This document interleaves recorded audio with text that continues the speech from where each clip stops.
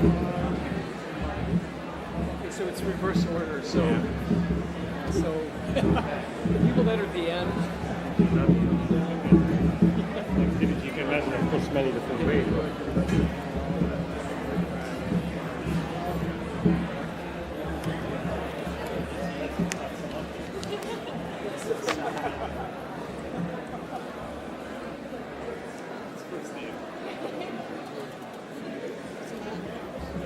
Good afternoon. Well, let's try again. Good afternoon. Much better. It's my job to call this convocation to order. Let me first of all tell you that this is live streamed via the network, and we're going to like to welcome our colleagues down at the Albany campus and our partners at Sullivan Community College. Let me introduce the stage party. First of all, Michael Carpenter, the Dean of Nanoscale Engineering and Innovation.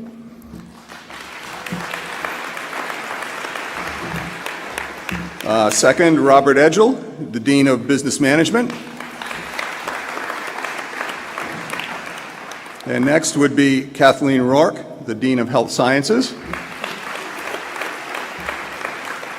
And then Andrew Russell, the Dean of Arts and Sciences. And Shadi Shahidapur Sandvik, the Graduate Dean. And lastly, Dean Andrew Wolf, Dean of Engineering. Thank you. Okay, a couple of bragging points here for all of you. First of all, we have a freshman enrollment record. There are 462 freshmen this year. That's fantastic. There are 264 transfer students, 133 new graduate students. That's a record. We have a total enrollment of 2,909, which exceeds the goal of 2,900. And for those of you that don't know, we're on our way to our target of 3,500. And for those of you in freshman dorms, you probably know that we're going to need another dormitory very soon. Faculty, a special welcome to our new faculty members. Welcome. We're delighted to have you on board. Special welcome to our staff who do such a fabulous job with everything around here, not only setting up events like this, but taking care of the campus and all the other many things that we do here at SUNY Poly.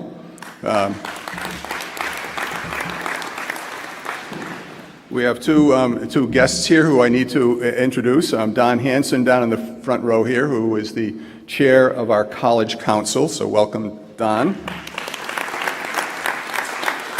And sitting next to Don is the Reverend Paul Drobin, the chaplain of the university. Let me extend a special welcome to alumni and to guests who may be in attendance. So you're probably wondering what convocation is. How many of you know what convocation means? Not many, not too many. Okay, well good, so I can tell you. Convocation is really simple. It simply means we are assembled for a purpose. And our purpose here today is to launch the academic year. So this is our kickoff for this academic year.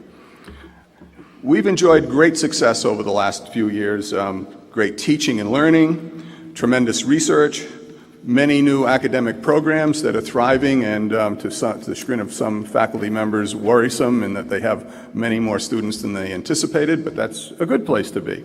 We have new facilities, and we'll be having some celebrations and ribbon cuttings soon. These are things to be celebrated as strongly as we can. Student accomplishments. I'm so proud of what the students do here on the campus. This Friday we will have a poster session celebrating the work that some of the students did over the summer. These are the great things, and the kinds of things that we need to do at a university is to celebrate the accomplishments of our members. And lastly, I'd be remiss if I didn't mention the great successes we've had in our athletic programs. It's really important that students have a broad education, and part of that is athletics, and we do have some wonderful athletic teams, and I know that many of you will be part of those teams. So let me set the stage for this academic year. To you students, may you be successful in your studies. To the faculty, May you be successful in your teaching and research. And to the staff, may you be successful in all you do to run SUNY Poly. Thank you all so much. Let me introduce the person who really exemplifies SUNY Poly, the Student Association President, Samantha Stewart.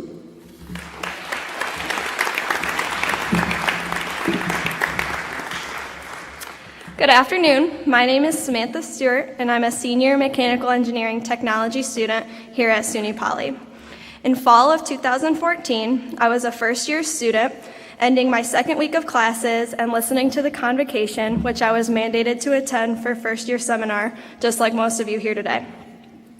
During that time, SUNY Poly was named SUNY IT and on a big path for some huge changes, and while most of you were beginning your sophomore year of high school. All of those things may seem like a few years ago in your eyes, but for me, it went by in what seemed like a blink of an eye. My time here at SUNY Poly overall has been the greatest thing I could have asked for, but it didn't always start out that way. Coming from Gloversville, New York, which is a little over an hour away, I thought SUNY Poly was the perfect distance from home to start a new chapter in the book of my life. This chapter is a stepping stone to help me prepare to leave the home I always grew up in. During my first weeks here at SUNY Poly, I was extremely homesick.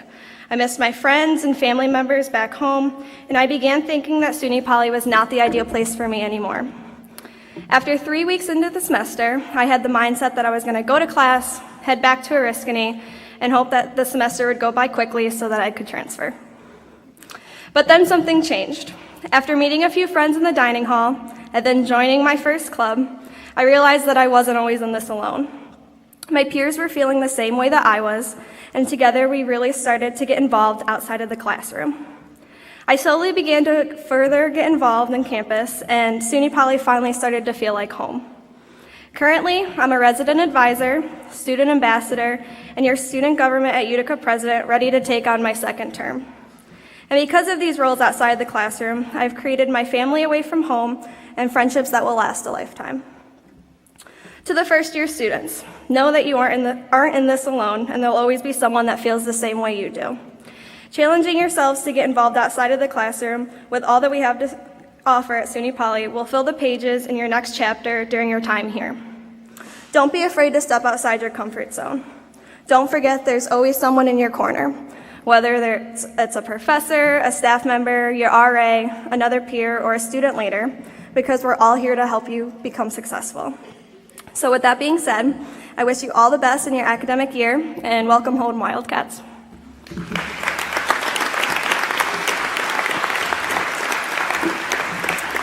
And now I'd like to introduce our president, Bhagat Samakia.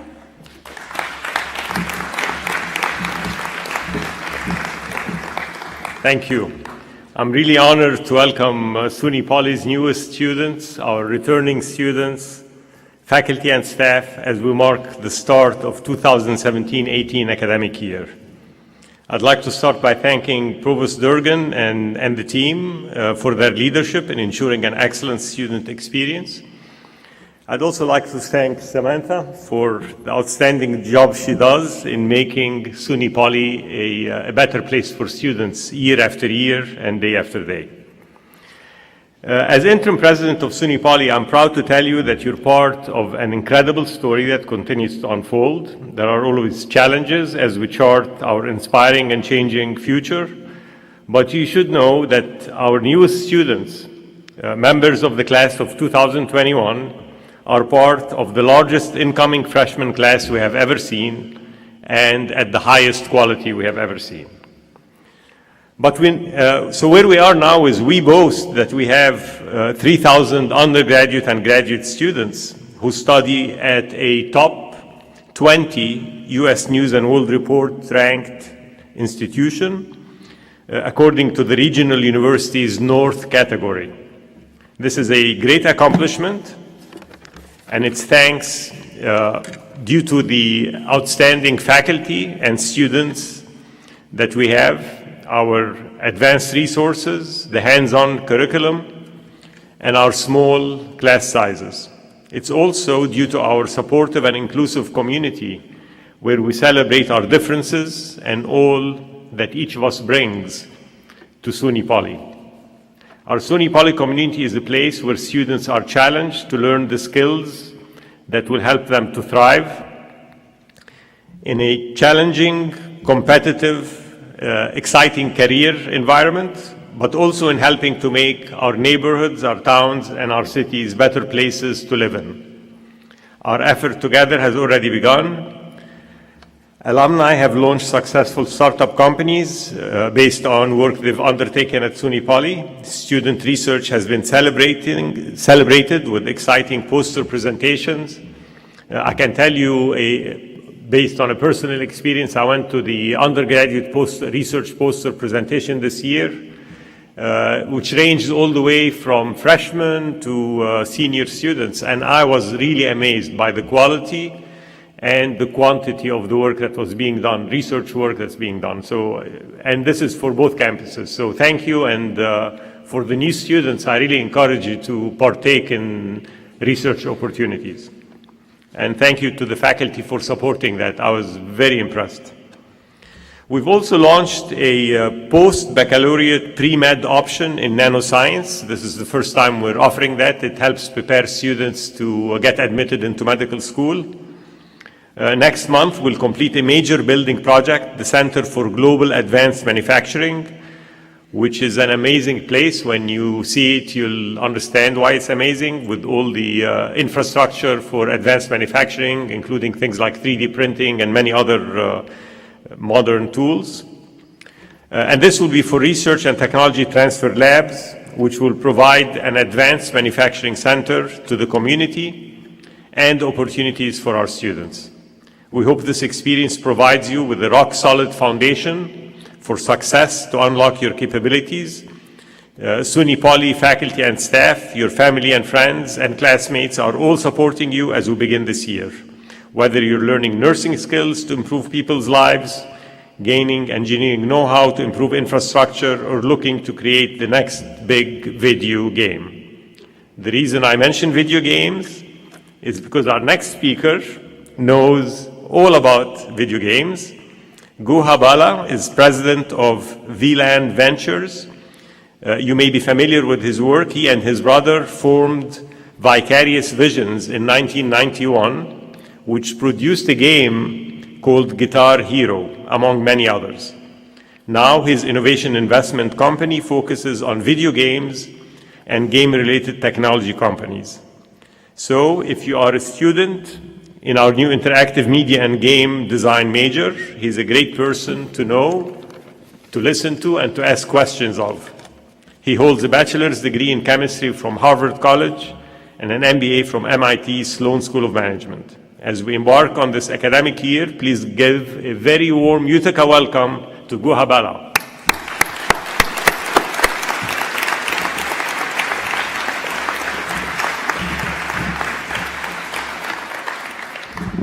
So it's really an honor to be here and spend a little time with all of you. First of all, I want to say welcome and congratulations on the start of the new year. I know that for many of you, this is your first time away from home, which should be pretty amazing and overwhelming at the same time. And maybe the first time that you've experienced such diversity, not only in the types of things that you can look at and study, but in the people around you, where they come from. The folks from the New York City area, they can discover now that upstate means more than Westchester. And people like me that hail from both the capital region as well as where I started initially, which was in Rochester, New York. Being in Utica is especially a special place. Now, the diversity of programs here, quite amazing. Many of you are in nursing, in engineering, and in business, probably because that's what you think you want to do. Lots of you come from different walks of life, from households that may be single-parent households, from other ones that are picture-perfect, from income bases that are very well-to-do, and others that may be struggling to get by. Well, the amazing thing about a place like this is none of that really matters. This is really the secret weapon to all human beings. The start of an education is the start of your future. And you get a big say in how that goes. There's a couple quotes. One is from Yogi Berra, which mysteriously he borrowed from Niels Bohr. Some of you in high school chemistry may remember Niels Bohr. He has a little diagram of the nucleus with the electron that circles it. Of course, everybody knows that that model is incorrect. But he said it's difficult to predict things, especially about the future. And so it is with your intended majors. You come in starting with one thought, but now with the luxury of pursuing whatever you want.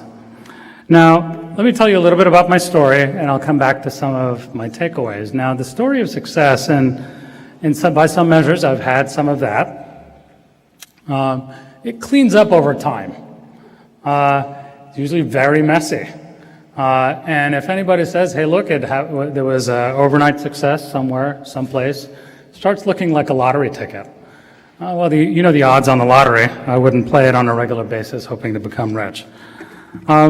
We started, my brother and I, by moving to Rochester at the beginning of my high school. We didn't know anybody in town, and we had a computer we needed to upgrade. We asked around. We found a guy that had just started a company in his own basement. He quit a job at Kodak. He had a great career in optics, started his own business.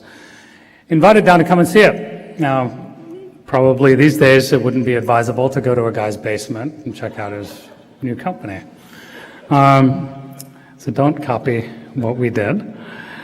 But he was legit, and it turned out he really did have a company. He asked us what we were interested in. We said we're interested in making video games. At that time, we didn't know what that meant. We knew we liked to play video games. We knew we'd like to make things that are creative. But there were no game programs like the Interactive Media and Game Design program at that time. This was 1990 actually, when we started. The game industry was much earlier in its growth and really existed only in a couple different cities in the United States. Some of the major companies that you know about today didn't exist back then.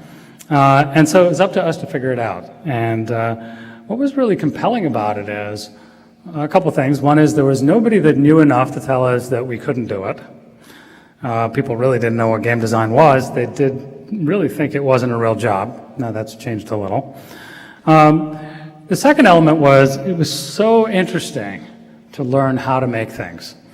And the ways of making things have changed so much and in so many interesting ways today. I just can't imagine the future you guys have awaiting for you. And from there, we had to figure it out step by step. Now, the pathway to doing that wasn't inventing something great. The first game that we made was pretty mediocre. We didn't know how to make these things. There were no, what we call game engines, some of you may be familiar with, especially in the game major at that time. The first way for us to get a hold of technology was to open up a game manual. People printed credits and manuals back then. And we called up the CEO of a company through the customer service line and said, hey, we know this guy, we want to talk to him. Now, I was in 9th grade, my brother was in 10th. We said we knew the CEO of this company. We didn't. And we convinced him to license his technology to us. I'm not sure exactly how he went through that leap of faith. He took a flight to Rochester and met a group of 4 high school kids that were on the other side of the flight. Now, his flight didn't take off his return journey for a couple days, so he said, okay, I might as well stay and meet these guys. And he said, okay, well, clearly they have no money, they have no resources, but it's probably no harm for me to let them use my technology. If it comes to commercialization, then we'll charge them a small fee. And he did, and we struggled through. I worked side jobs to hire artists. I became an artist myself. I taught myself how to do that, and taught ourselves programming and how to build our first product. And we found a customer in Europe. Now, by the time I'd gone to college, we were ready to finish our product and distribute it. We thought we were going to be rich and famous. Turned out we handled our Goldmaster. They came in little CDs at the time. We mailed it to our customer in England at the time. And that's when they stopped returning our phone calls. So we were mired in some debt at the time. We couldn't pay our folks. We didn't get paid for what we did. And we said, we should probably figure out how to do this not only as a creative enterprise, but also something that could be commercially viable. And from the people that we met from that point, they organized around us. They saw a spark in the team that we had. They saw determination, not much in the way of capability. We were very green at the time. But the business community in the capital region took us in, said, hey, we can help these guys think about business if they keep their company here. Now, since then, Vicarious has gone through many ups and downs. We find that every 24 months or so, the game industry changes almost entirely. And there's some things that stay the same, but many things change. So success in that particular industry really means unlearning a lot of the things that we learn and learning brand new things. New ways of entertaining people, new paradigms in technology, but also in creativity. It means keeping an open mind and going to places that we are very uncomfortable with. And learning those things and actually producing things that people really care about. And that's the approach that made us successful over time. Now, let me fast forward. That story is much longer. But now, 26 years later, Vicarious has produced over 140 games, accounted for over $5 billion of sales, and some of the brands that you may have heard of, President Samakia mentioned Guitar Hero, but also recently you may have noticed Vicarious released the Crash Bandicoot remasters. And now, back in the day, we were the most prolific creator of Crash Bandicoot titles on handheld systems. We made games for Tony Hawk Pro Skater. In fact, I met Tony Hawk. I pitched that game. I didn't actually know who he was. I went to the Electronic Entertainment Expo with a printout of graphics I thought we could produce, and then we figured out how to make the game afterwards. So it was a lot of scrappiness that led to those different things. And each one of those moments were at a point where the business was almost about to fail. Now, about getting out of the comfort zone and back to today. Now, I remember my own convocation as a freshman. A lot of people gathered there. Very educated people on the stage giving their sage advice. And there was a joke that the Dean of Arts and Science gave. And I didn't understand it, actually. There was a lot of people around us that laughed like crazy, and I didn't get this joke, and I couldn't understand why. Well, it turned out that everybody was coming from a different place. Some people actually got the joke, other people faked that they got the joke, and I just didn't get the joke. But the next 4 years was about learning about those people and learning about all the things that I didn't know and wasn't comfortable with. I started as a chemistry major. I have a degree in chemistry. It's, of course, not what I do. And the moment I graduated, I realized I don't really have the practical skills to succeed from my degree, but I had the way to think about the problems ahead of me. And importantly, I had the ability to seek out the people that could really help me with this. Not only the people around me that could work with me to make the types of products or sell them or market them, but also find the right mentors that have been through this before that could help us navigate this as well. So I would encourage that of you as well. Seek out the people in the institution here that really have taken similar journeys or different ones that can help you navigate what the next steps are for you. Seek out not the comfortable things. If you're good at math and science, go for the humanities. If you're good at humanities, try an engineering subject, because connecting the dots is where real creativity happens. Now, let me talk about a few of the principles that I've gathered over the course of the last 25 years that's really helped us reinvent. It's helped us create new things. The first one is, we've talked about it already, getting out of the comfort zone. The second thing is about the lottery of life. Now, we don't pick our parents. We don't pick where we came from. We don't pick our economic circumstances. We are where we're at. But the story doesn't stop there, of course. You are here for a reason. That's because the lottery of success is very different. Now, there's no path without the hard work. Now, one of the funniest comments that I heard, the fellows in the audience over there right now, I just talked to the gamification class in Professor Ibrahim Yusel's program, and it said, well, the biggest surprise to me about this program is that we get to play games all day. And I thought that was pretty amazing, because I get that question asked all the time. You make games, you must play games all the time. And it's such a struggle to find the time to do that, because most of making games is the hard work of solving problems and that kind of thing. So he is blessed, and I encourage him to play as many games as possible. But the lottery of success is really about preparing for the break. Now, creative people and successful entrepreneurs They're not necessarily creative because they have the one breakthrough or the cool product idea. It's because they have many, and they try over and over and over again, that when the time, the place, the opportunity aligns, they're ready to take advantage of it. And that relies on working super hard, in your case on the coursework, and doing things that are really uncomfortable and are risky. So for example, if you're in the nursing program, GPA matters. Or if you want to go to law school, GPA matters. Well, if you do the things that you're uncomfortable with, you're taking a big risk in getting a lower grade. But that's where learning happens as well. That's where you really might have the insight for the next big idea. That may be what defines your future as well. So it's really difficult to do that. So lottery of success is really about doing the hard work of preparing yourself, about generating the ideas, generating the opportunities, and whenever it strikes, going for it.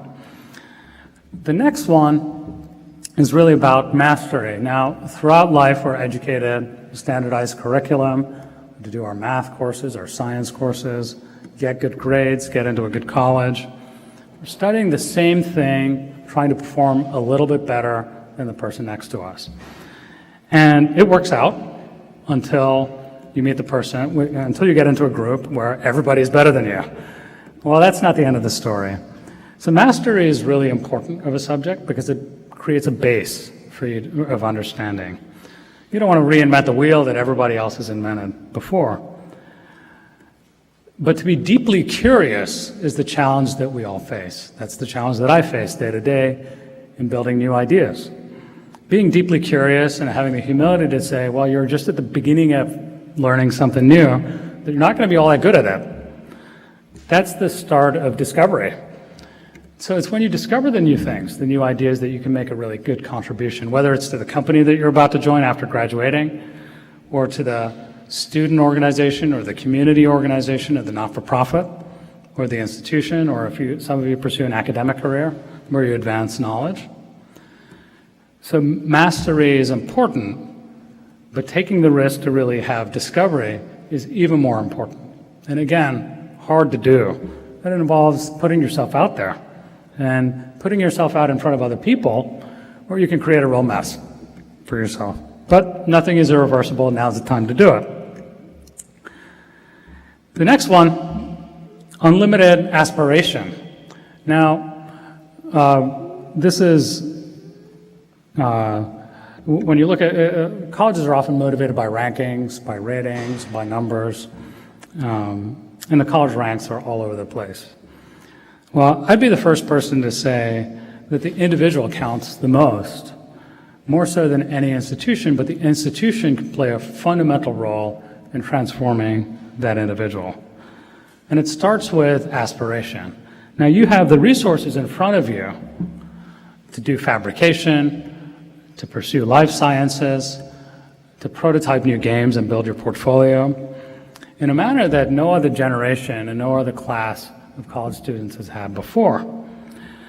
So you could go the standard route. You could get good grades, do what's asked of you on the assignments, and get a great degree and get a good job. But you have the potential for so many more. Now, if I said how many great companies come out of the mid and small-sized towns in the United States, you'd say, well, there's not that many. There used to be. Utica was known for Cummins engine, or not for Cummins engines, but GE locomotives. And Rochester was known for Eastman Kodak and some of the other companies there, Bausch and Lomb, and so forth. But every community is amazing at producing, once in a while, every 2 or 3 years, an amazing ball player. And we celebrate the geniuses in our communities through sports. But the same potential is there for engineering and for nursing. And among the student body, there'll be 3 or 4 of you that make an outstanding, not just a good contribution like almost every one of you will make, but an outstanding transformative contribution to the world. The role of the institution is to help you reach that aspiration to the extent that it can. And your stake in it is to take the risks to do that. Now, the funny thing about the lottery of success is you don't know whether you're going to achieve it. Now, never forget the time that we were totally out of money. We were just focused on making payroll, just had a handful of people right after graduating. And one of the people that had invested in us at the RPI Incubator Center, where we started our first office, said, so when your company is a $100 million business, what are you going to do? How are you going to think about your customers? I was thinking, what is this guy talking about? I can't even make a few $1,000s in payroll. But that is the power of aspiration. And that's the power of removing the barriers that block you into thinking that you can do something great. And so take that upon yourself now as you start out to saying there are no barriers. They are in the mind because the opportunity is in front of you. And then finally, I would say a couple more things. To be able to do that beyond having a job, the fella, and I'll find, you're right there, and said, I didn't know how many games I'd be playing as a game major. Well, that is a kind of meaning that's hard to find in the work that you do. So finding meaning and purpose in the work is one of the most important things that you can discover. And you might find your subjects today to be hard and a little antiseptic, and not the things that you'd imagine them to be. But now is the time to experiment and really find that meaning and purpose. Find where you can make a contribution, whether it's in changing popular culture or making the quality of life for an aging community better, or for solving important engineering problems at the local manufacturing site. Finding meaning in that work will make you a wealthy person. Now, I say that for a couple different reasons. Now everybody's worried about things like, hey, look, what puts the bread on the table? You know, can I get a job with what I'm doing? And it's a good question. There are no guarantees in life. You know, the world is changing. But finding meaning in what you do, and importantly, the standard for wealth is very simple: spending less than you make. It's surprisingly easy if you can really just focus on those couple things. And I will say location makes a difference. It makes a difference in the obvious way. So for folks getting a technical degree, they may say, well, I need to go to Silicon Valley. I need to go to Boston. I need to go to the place where the engineering companies are, where the technology companies are, where the game companies are. And I would say, yep, that makes sense. Go look there and actually explore the world. The things that you learn in the next 4 years, make the most out of them to change your life and achieve more than what you could. But the other part of that is also true. You can also make a difference in the location that you are. For me, it was about saying, well, it started in Western New York. I found the opportunity with a community that nurtured us in the capital region. And we were the first 2 game developers in the capital region in the mid-90s. There were no other game companies. I went to China to recruit our first artists. I went there myself. I actually placed the ads. I went there, set up a shop in a hotel room, and I interviewed candidates. I brought them back to the immigration paperwork. I brought our first programmers from Russia. Same story. I went to a hotel in Moscow. I placed the advertisements. I did the visa paperwork and brought them here because I could not get anybody to move that had any game development experience to Albany from the United States. So I found them from elsewhere. Well, today there are over 300 game developers in Albany. And it happened because of those single actions. You can have an impact in the community that you're in, no matter where you start. And so pick the place that you care about and choose to make a difference in that place. Now, all of this comes together with saying, hey, look, you're going to be amazing at what you pick to be really good at. Well, approach that with a grain of humility, because whatever you're good at, it may not be that important in a couple years. So you have to be deeply curious and reinvent. And confidence is super important.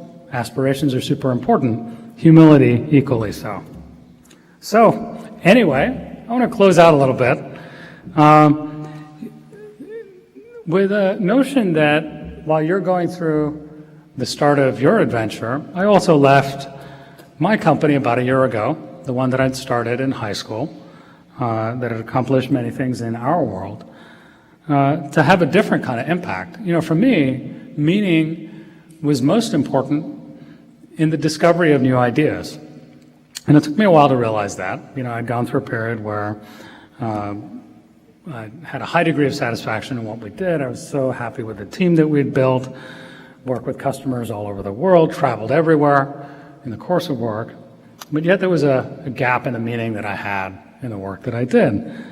And it was because I got so much more involved in the commercial aspects, I got a little bit distant from the discovery aspect. I got so involved in established game brands, consumer brands that were generating hundreds of millions of dollars of revenue a year, that I'd lost sight of the entrepreneurs that I really enjoyed working with. So I started over, along with my brother. He and I are very close and had the same aspirations. And we're back to square one. We have a small office, we have a small team, we're investing our own money and involving other people and taking risks. And we don't know what the future holds. It actually is different than what we were doing, so there are no guarantees of success in doing that. In many ways, what I've had to do over the last year is unlearn the things that made me successful in the first place. Unlearn the lessons of advanced software development, of manufacturing, because those don't make the most difference when you're starting off. And almost relearn, but in a different way, the things that we did right at the beginning. So I wish you much success in the coming year, but also in the future ahead of you. Success is really being ready to take the next step, take the next risk. Just remember, creative people don't necessarily have better ideas, they just have more of them and take more risks. So be one of those people. I think you can make a big difference. Thank you.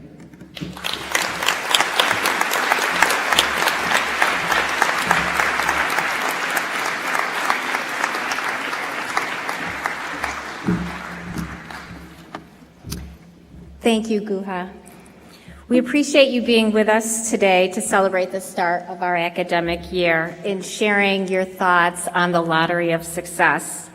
Your passion, career success, and entrepreneurial spirit is a model to emulate, and I know that you have inspired many in this room today. To our students, we hope that the academic brings you much success. And again, welcome to the class of 2021 in both Utica as well as in Albany. Take advantage of what SUNY Poly has to offer. Get involved, take on leadership roles, get out of your comfort zone, as Guha mentioned, and find your passion. The experiences you have here will remain with you for a lifetime. This brings our convocation to a close. Thank you for joining in our celebration, and good luck with your classes and the rest of the academic year. Thank you.